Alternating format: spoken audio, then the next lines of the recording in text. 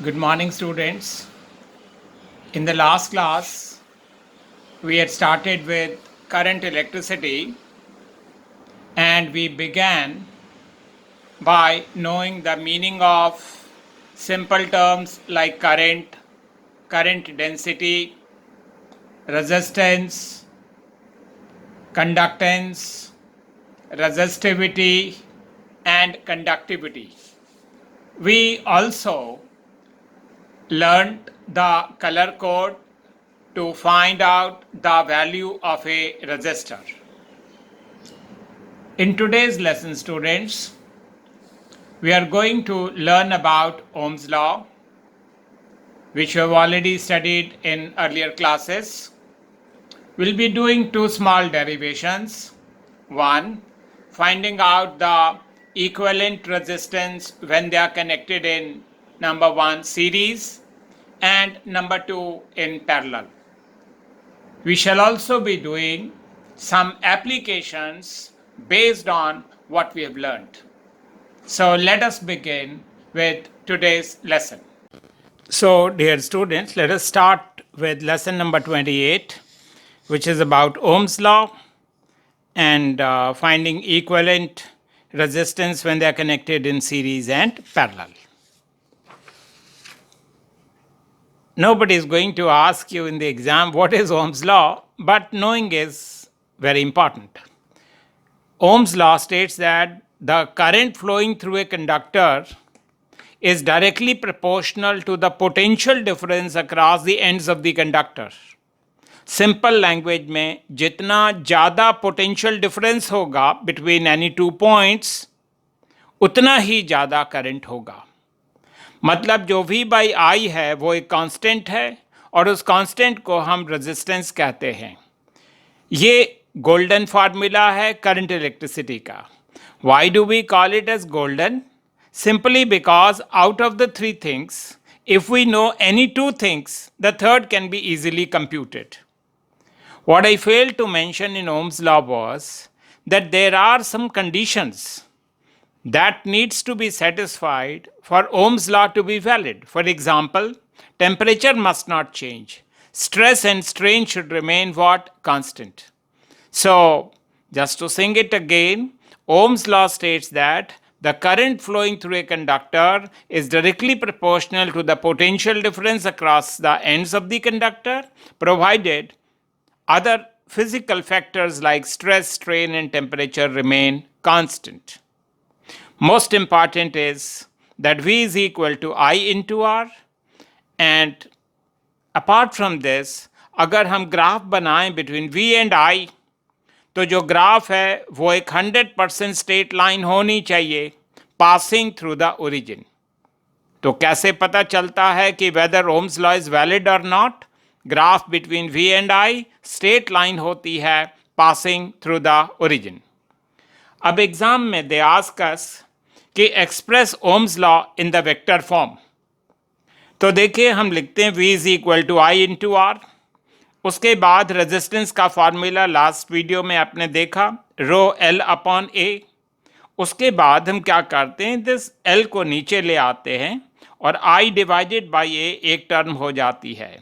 I hope you know from electrostatics कि V by L इसको electrical field कहते हैं और करंट डिवाइडेड बाई एरिया को करंट डेंसिटी कहते हैं और ये रेजिस्टिविटी है. रेजिस्टिविटी और conductivity they are related like this. मतलब resistivity is equal to 1 upon conductivity. तो J की value which is current density is equal to E multiplied by the what was this? Sigma, and it is called conductivity. So J is equal to E into sigma. That is the Ohm's law in the vector form. We'll require this formula in a little while. The next question says that a graph between current density versus electrical field has been drawn for two conductors. Of the two, किस conductor की resistivity higher होगी, that is the question. Students, आप जानते हैं graph के जितने भी question होते हैं उनका तरीका सॉल्व करने का एक ही है। क्या? आप फर्स्ट या सेकंड लाइन जहां मन करे आप एक वर्टिकल और हॉरिजॉन्टल लाइन बनाएं। ये लाइन पैरेलल है टू जे तो ये जे लिख दिया, ये पैरेलल है ई के तो इसको ई लिख दिया। तो स्लोप होता वर्टिकल डिवाइडेड बाय बेस। अभी आपने सीखा था कि करंट डेंसिटी होता E मल्टीप्लाइड बाय सिग्मा, तो ये E gets cancelled and we get this कि slope is equal to conductivity. लेकिन how is conductivity related to resistivity? 1/ρ। तो I will make a statement now कि जो स्लोप है line B का, आप देख रहे हैं वो कंपैरेटिवली कम है देन ए। अगर स्लोप कम होगा तो रेजिस्टिविटी क्या होगी? ज़्यादा होगी, क्योंकि ये इन्वर्सली प्रोपोर्शनल हैं।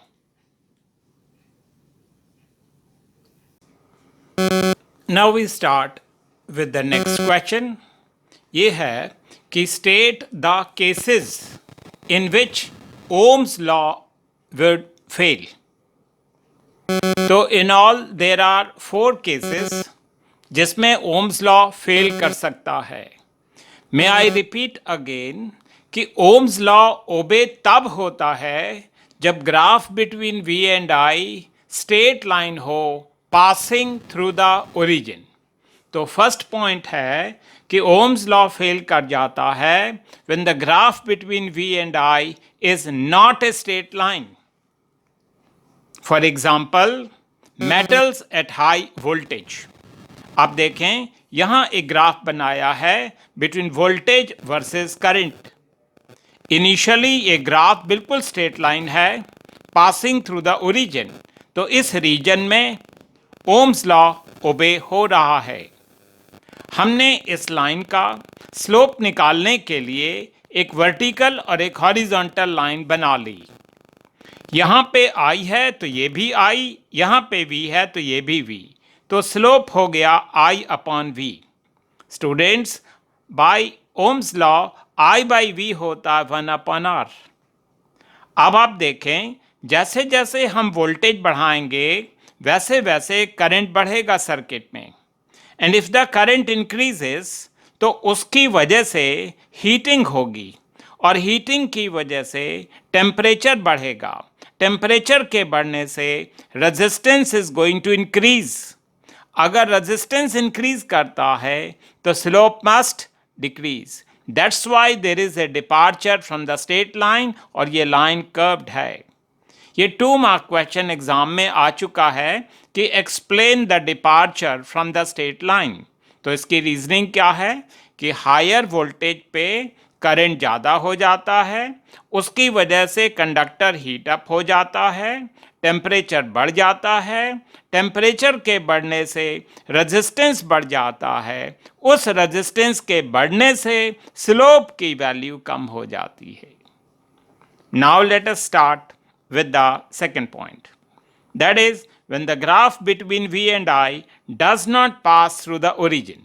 straight line तो है लेकिन it doesn't pass through the origin, तो for this the example is a water voltmeter। The third reason why Ohm's law can fail is when the current starts depending upon the sign of the voltage। एक example दिया है semiconductor diode का। Students, ये हमारे course में है, solids वाले chapter में we are going to make a detailed study of semiconductor diodes. आज हमें सिर्फ ये बताना है कि अगर किसी केस में करंट की वैल्यू डिपेंड करने लगे on the sign of the voltage, तो वहाँ पे हम कहते हैं ओम्स लॉ फेल कर जाता है। आप देखें जब हम पॉजिटिव वोल्टेज कंसीडर करते हैं तो करंट काफ़ी लार्ज है, मिली एम्पियर में है, और जब हम नेगेटिव वोल्टेज लगाते हैं इनटू द डायोड तो करंट बहुत कम है and is in the form of micro ampere. तो ये फेल किस लिए हो गया ओम्स लॉ यहाँ पे? Because the current starts depending upon the sign of the voltage. Fourth point है when there is a non-unique relationship between V and I. Non-unique relationship का मतलब है for a given value of current there should be only one and one value voltage. अब जैसे इस graph के अंदर आप देखें for one value of current ये एक वोल्टेज है, ये एक और कोई दूसरी वोल्टेज है, meaning graph between V and I does not have a unique relationship.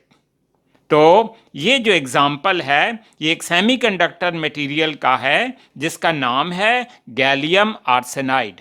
ये एग्जाम में आपसे पूछा गया था एक बार कि वो रीजन मार्क करो जिसमें रेजिस्टेंस की वैल्यू पॉजिटिव है और वो रीजन मार्क करो जिसमें द रेजिस्टेंस इज नेगेटिव. देखें यहाँ पे क्या हो रहा है, जैसे जैसे हम वोल्टेज इंक्रीज कर रहे हैं तो करंट की वैल्यू भी बढ़ रही है. तो इसको भी से कि रेजिस्टेंस इस रीजन में क्या है, पॉजिटिव.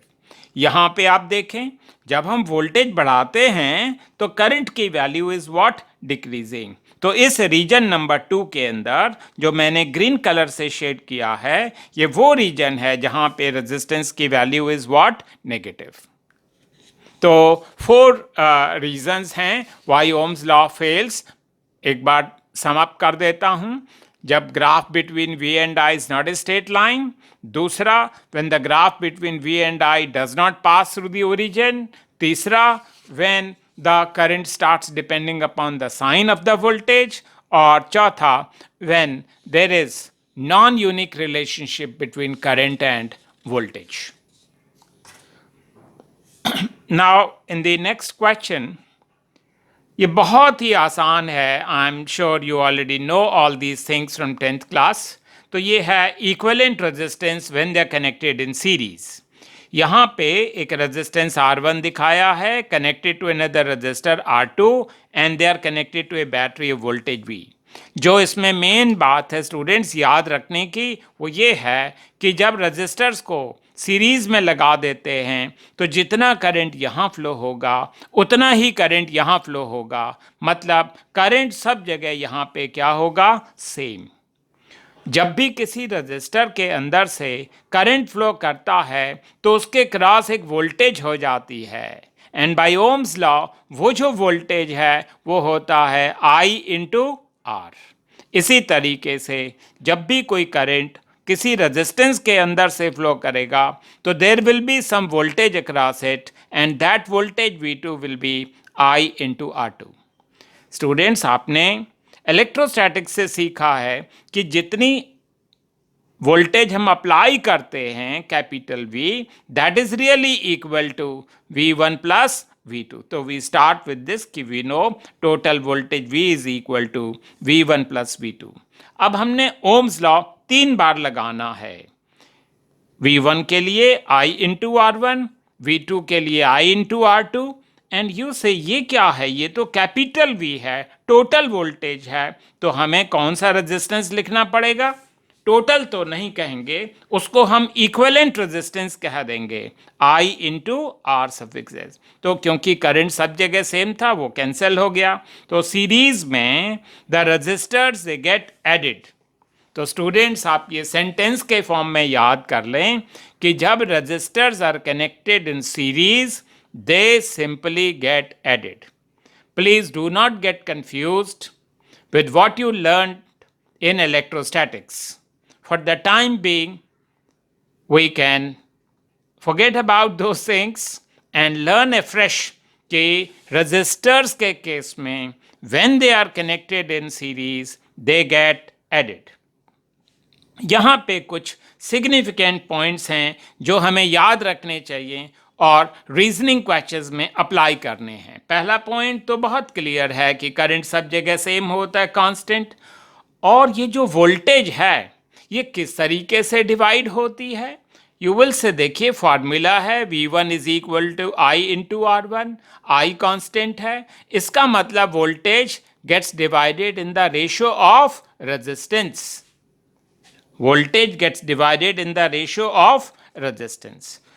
ये कॉमन सेंस की बात है कि जो इक्विवेलेंट रेजिस्टेंस आएगा उसकी वैल्यू ग्रेटर होगी than the greatest value of the resistance that we have in the circuit. Just to give you example, मान लिया एक रेजिस्टेंस की वैल्यू है 2 ओम, दूसरे की वैल्यू 3 है, तो सीरीज में आंसर आएगा 2 + 3 5. हम कह रहे हैं कि ये जो 5 है is greater than the largest value of resistance that we have in the circuit. मतलब हम कह रहे हैं कि 5 इज ग्रेटर देन 3. तो हम तीन बातें बहुत क्लियरली अंडरस्टैंड कर लें. सीरीज सर्किट में करंट की वैल्यू सब जगह सेम होगी, voltage will get divided in the ratio of the resistance, और तीसरी बात जो इक्विवेलेंट रेजिस्टेंस है वो ग्रेटर होगा than the largest value of resistance that we have in that circuit. Let us now begin with finding equivalent resistance when they are connected in parallel. तो students यहाँ पे दो रजिस्टर्स दिखाए हैं R1 and R2. They are connected to a battery of voltage V. इसमें जो main बात हमको याद रखनी है वो आपने देख लिया कि इसके क्रॉस और इसके क्रॉस वोल्टेज कांस्टेंट होगी. हमने सेंटेंस के फॉर्म में भी पहले याद किया था कि वोल्टेज अक्रॉस ए पैरेलल कॉम्बिनेशन रिमेन्स कांस्टेंट. अगर यहाँ पे 10 वोल्ट है तो यहाँ भी 10 होगा, वहाँ भी 10 होगा. That is what we mean. तो पैरेलल के अंदर, पैरेलल सर्किट के अंदर मान लिया करंट कैपिटल I यहाँ तक आ गया, कुछ करंट ऊपर चला जाएगा, कुछ करंट यहाँ चला जाएगा. Current by Ohm's law will be V divided by R1 और ये वाला करंट होगा V divided by R2. Students यहाँ देखें, ये जो टोटल करंट था यही तो डिवाइड हो रहा है 2 पार्ट्स में. तो हम कह सकते हैं कि total current is equal to I1 plus I2. I1 की वैल्यू लिखी V divided by R1, I2 की वैल्यू लिखी V अपॉन R2. जिसे इसके लिए भी लिख दो तो V डिवाइडेड बाई, क्योंकि ये टोटल करंट था तो टोटल रेजिस्टेंस लिखेंगे, लेकिन उसको टोटल नहीं कहते, उसको इक्विवेलेंट रेजिस्टेंस कहेंगे व्हेन कनेक्टेड इन पैरेलल. तो ये भी सब जगह कैंसिल हो गया. तो 1 upon the resistance in a parallel is equal to 1 divided by R1 plus 1 divided by R2. तो ये फार्मूला कोई नया नहीं है आपके लिए, ये आप पहले से जानते हो. जैसे आपने करंट इलेक्ट्रिसिटी में कुछ शॉर्टकट्स लर्न कर लिए थे, उसी तरीके से आज फिर हम कुछ शॉर्टकट्स लर्न कर लेते हैं when registers are connected in parallel. जब दो registers are connected in parallel तो आंसर होता है product of the two divided by sum of the two. ये लैंग्वेज आपने सुनी हुई है तो it is not very difficult to understand. दूसरा, अगर दो रजिस्टर्स इक्वल वैल्यू के पैरेलल में कनेक्टेड हों तो उनका आंसर आएगा x अपॉन 2. अगर एक रजिस्टर की वैल्यू x है, दूसरे की वैल्यू 2x है, तो जो R इक्विवेलेंट होगा वो होगा greater number of the two divided by 3. ये सारे शॉर्टकट्स आपने सुने हुए हैं इलेक्ट्रोस्टैटिक्स के अंदर. दूसरा, वोल्टेज होता I इंटू R, इसका मतलब current will be equal to V by R. Parallel circuit में वोल्टेज कांस्टेंट होती है, तो वी आर लर्निंग कि जो करंट है इन वेरियस ब्रांचेस वो डिवाइड होता है in the inverse ratio of the resistance. Inverse ratio of the resistance. Last point बहुत सिंपल है कि जो रेजिस्टेंस आता है in the parallel circuit, equivalent resistance, वो smaller होता है than the smallest value of the resistance that we have in the circuit. What I am trying to say is, मान लिया एक रेजिस्टेंस हमारे पास 5 ओम का है, दूसरा 10 ओम का है, तो जो इक्विवेलेंट रेजिस्टेंस आएगा उसकी वैल्यू जो स्मॉलेस्ट रेजिस्टेंस था 5 उससे भी कम होगी. That's what we are saying. मतलब जब रजिस्टर्स को बढ़ाना हो, रेजिस्टेंस को बढ़ाना हो, सीरीज में लगाएं, और जब रजिस्टर्स की वैल्यू को डिक्रीज करना हो, रेजिस्टेंस को डिक्रीज करना हो, तो उनको कैसे कनेक्ट करें? पैरेलल में। Okay, let's start with the next question. Students, इसमें 3 रजिस्टर्स हैं, R1, R2, R3. They are connected in parallel to a battery of voltage V. मान लिया कि करंट कैपिटल I यहाँ तक आ जाता है, तो कुछ करंट इधर जाएगा, I1, I2 and I3. Question ये पूछा है कि find the values of I1, I2 and I3. इसमें स्टूडेंट्स हम एक नई बात लर्न कर रहे हैं। जब रजिस्टर्स पैरेलल में होते हैं, सिर्फ 2 होते हैं, से R1 एंड R2, तो हमने गाया कि इक्विवेलेंट रेजिस्टेंस होगा product of the two divided by sum of the two. लेकिन आज हम लर्न कर रहे हैं कि अगर 3 रजिस्टर्स हों पैरेलल में, तो उनका इक्विवेलेंट रजिस्टर हम गा सकते हैं। क्या? Product of all the 3, R1, R2, R3 divided by sum of the products taken 2 at a time. पहला प्रोडक्ट होगा R1, R2 plus R2, R3 plus R3, R1। तो इस तरीके से हम डायरेक्ट लिख पाते हैं R इक्विवेलेंट का when 3 registers are connected in parallel. तो हम स्टार्ट करते हैं कि देखिए, जो टोटल वोल्टेज होगी वो होगी current multiplied by the resistance. कौन सा? R equivalent. अब हम कहेंगे I1 की value by Ohm's law will be V divided by R1। तो वोल्टेज की वैल्यू यहां से देख के लिखी, I इंटू R इक्विवेलेंट, और ये है डिवाइडेड बाई R1। अब मैंने I डिवाइडेड बाई R1 पहले लिख लिया और R इक्विवेलेंट की वैल्यू देख के यहाँ से लिख ली, R1, R2, R3 divided by R1, R2 plus R2, R3 plus R3, R1। What we notice is कि जब हम करंट की वैल्यू I1 लिखते हैं तो R1 इसमें कैंसिल हो रहा है और ये फॉर्मूला बन रहा है। क्या चीज कैंसिल हो गई? R1 खत्म हो गया और सारी चीजें वहीं रहेंगी, R2, R3 divided bye R1, R2 plus R2, R3 plus R3, R1 into capital I। May I ask you, अगर यही लॉजिक आप लगाओ टू राइट I2, तो उसमें क्या टर्म नहीं होगी? R2। Rest everything will remain same. अगर I3 लिखना हो तो कौन सी टर्म नहीं रहेगी? R3 वाली। Rest of the things will remain same. तो थ्रू दिस क्वेश्चन स्टूडेंट्स, हमने इस फॉर्मूले को भी लर्न करना है। Now he says you are given 3 resistors of value 1 ohm, 2 ohm and 3 ohm. How will you construct a resistance of value 11 by 3 ohm and 11 by 5 ohm? Dear students, आप hit and trial error method से ये पता लगा सकते हैं कि 11 by 3 ओम का resistance कैसे बना सकते हैं, लेकिन इसका एक शॉर्टकट हम लर्न कर लें। जो भी रेजिस्टेंस हमको बनाना हो, जैसे 11 by 3 है, हमने उसके डिनोमिनेटर को देखना है। इसमें डिनोमिनेटर 3 है। अब हमने ये सोचना है कि जो 3 रजिस्टर्स हमको दिए हैं उनमें से 2 किस तरीके से चूज करें ताकि उनका सम 3 आ जाए। इसका मतलब हम 1 और 2 चूज कर सकते हैं, सम आ जाएगा 3। इसका फर्दर मीनिंग होगा कि ये जो 2 रजिस्टर्स हैं 1 और 2, they are connected in parallel, और जो बच गया that will be in series. अब देखिए, ये 1 और ये 2, how are they connected? Parallel. क्या रिलेशन है? 1 is double of the other, इसलिए answer will be greater number divided by 3। तो ये पहला हो गया 2 by 3, दूसरा है 3।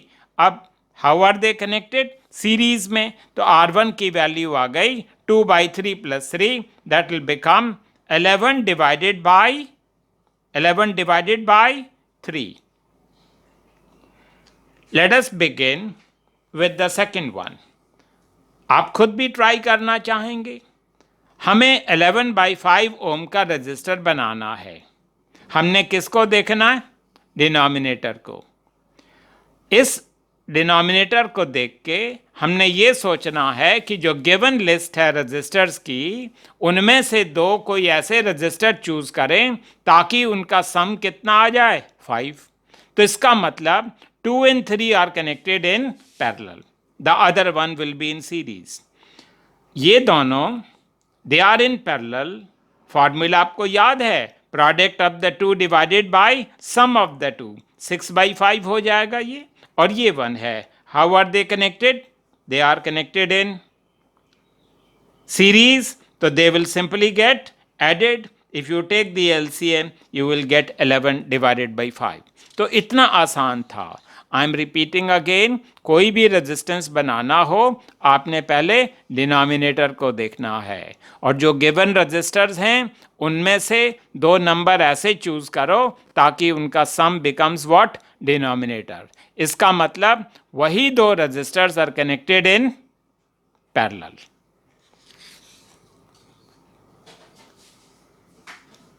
In the next question, he says which graph represents a series combination. तो ये ग्राफ बनाया है दो सर्किट्स के लिए, A एंड B के लिए। तो यहाँ पे I है, यहाँ पे V है। स्टूडेंट्स आप जानते हैं हम हमेशा क्या निकालने की कोशिश करते हैं? स्लोप। तो एक वर्टिकल एक हॉरिजॉन्टल लाइन ड्रॉ कर ली, ये पैरेलल है टू दिस, तो ये I हो गया, ये पैरेलल है वोल्टेज के, तो ये V हो गया। तो हम कहते हैं slope will be I by V in this case. I by V होता है 1/R, 1/R। अब हमें ये पता है सीरीज सर्किट में R की वैल्यू ज़्यादा होती है। अगर R ज़्यादा होगा तो उस लाइन का जो स्लोप है वो क्या होगा? कम। तो इन दो लाइंस में से स्लोप किसका कम है? B का। इसलिए B represents a series circuit. Let us practise another question. यहाँ पे देखिए ये V है, ये I है। अब हमने फिर से स्लोप निकालने की कोशिश की, तो slope will be equal to V divided by I, and then we ask ourselves कि ये V बाई I क्या होगा? R। अब थियरी से ये हमें पता है कि for a parallel circuit R की वैल्यू कम होती है, इसलिए slope will also be what? Less. इन दोनों लाइंस में से किस लाइन का स्लोप कम है? B का स्लोप कम है, इसलिए B रिप्रेजेंट्स ए पैरेलल सर्किट। इतना आसान है स्टूडेंट्स। चलिए नेक्स्ट क्वेश्चन करते हैं। इस क्वेश्चन में कहा गया है कि find the current drawn from the battery. Let me explain the question. He says कि एक वायर है, उस वायर की लेंथ कितनी है? L0। इस वायर का रेजिस्टेंस कितना है? 15 ओम। ही सेज इस वायर को स्ट्रेच किया गया है ताकि उसकी लेंथ बन जाए कितनी? डबल। तो जो फाइनल लेंथ है वो कितनी हो जाएगी? 2 times ऑफ L0। इसका मतलब कितने टाइम्स हुआ ये लेंथ? 2 times हो गया। In the last video we learned कि अगर एक वायर को स्ट्रेच किया जाए ताकि उसकी लेंथ बन जाए n times the original length, तो जो फाइनल रेजिस्टेंस आएगा that will B n² times the original resistance. अब n की वैल्यू 2 डाल दी तो ये 4 हो गया यहाँ पे, और ये final resistance of the wire बन गया 60 ओम। मतलब ये हुआ कि ये एक वायर थी जिसका रेजिस्टेंस 15 ओम था। इस वायर को स्ट्रेच कर दिया ताकि इसकी लेंथ डबल हो जाए, तो डबल होने के बाद उस वायर का रेजिस्टेंस हो जाता है 60 ओम। अब द क्वेश्चन सेज कि इस वायर को बीच में से काटा है। तो नेचुरली पहली वायर का 30 ओम, इसका भी 30 ohm, and then he says that they are connected in parallel to a battery of 3 volt. ये भी 30 है, ये भी 30 है, वैल्यूज आर इक्वल, इसलिए जो इक्विवेलेंट रेजिस्टेंस आएगा स्टूडेंट्स वो आएगा 30/2, वो हो जाएगा 15 ओम। अब हमने सीधे से करंट का फॉर्मूला लगाना है, I will be V/R, voltage is 3 and resistance की वैल्यू इज 15, तो करंट की वैल्यू आ गई 1/5। So that was all for this. Thank you.